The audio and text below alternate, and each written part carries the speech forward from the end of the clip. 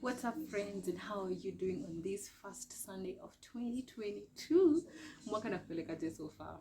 I am just so glad to have seen 2022 because of the Lord's goodness, and I'm just here to share a bit about how my Sunday is going. So I was listening to this song by Maverick City called Man of Your Word, and it was stamping the things God has been saying recently, because when God speaks, for sure utajua, ataka utalenga utajua, you gonna know when God speaks.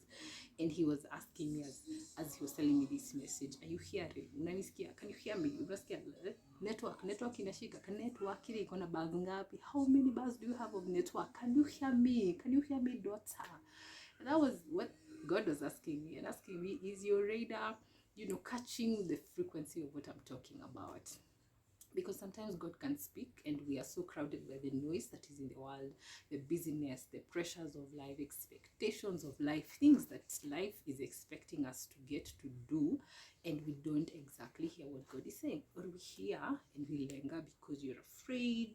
That's me, by the way, because you're afraid, or because you don't trust, or because you're just like, kidogo yezi kwa Mungu. And sometimes even when you hear God, for sure, one thing I know for sure is that God has spoken to you about this year. God has a word for you for this year. God has a direction for you for this year. There's a verse in Jeremiah, after the verse 11, I know the plans I have for you, your verse. Then a verse next in Asemanga, and you will find me when you seek me with all your heart. And sometimes when you're seeking the Lord, many times when you're seeking the Lord, He speaks. And when you sit and listen, He says certain things to you, or certain things about your nation, about your family, about, lakini network yako inashika, umesikia ambayo Bwana amesema, ama zimekupita tu hivyo.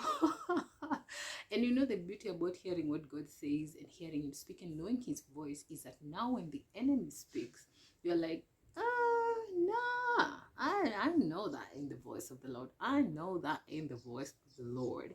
And Jesus speaks in John and He says, my sheep know my voice. And that's such an amazing thing, because we who are followers of Christ know the voice of God, should know the voice of God. So I challenge you, if you don't know the voice of God, seek Him with all of your heart, and you will find Him, and you will hear Him speak about your situation. And even when He's quiet, be still in that moment, because even in the quietness He speaks. Even in the craziest of times He speaks, because He's Yahweh, and that's the God we serve. So challenge yangu ilikuwa tu kukuuliza, network yako iko open kusikiza Mungu ama kidogo imepitwa? And nipo, by the way, ku understand na kujua saa zingine maybe network haijashika, and to go back to God and say, yo, I can't hear you, what's going on? And to remove the distractions, because many times distractions are what keep us from hearing God.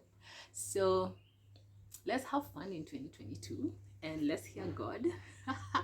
And let's do what God says. Mimi niko hapo tukiwa na Jonah kwa tent, but let's hear what God is saying. Happy 2022, my friends.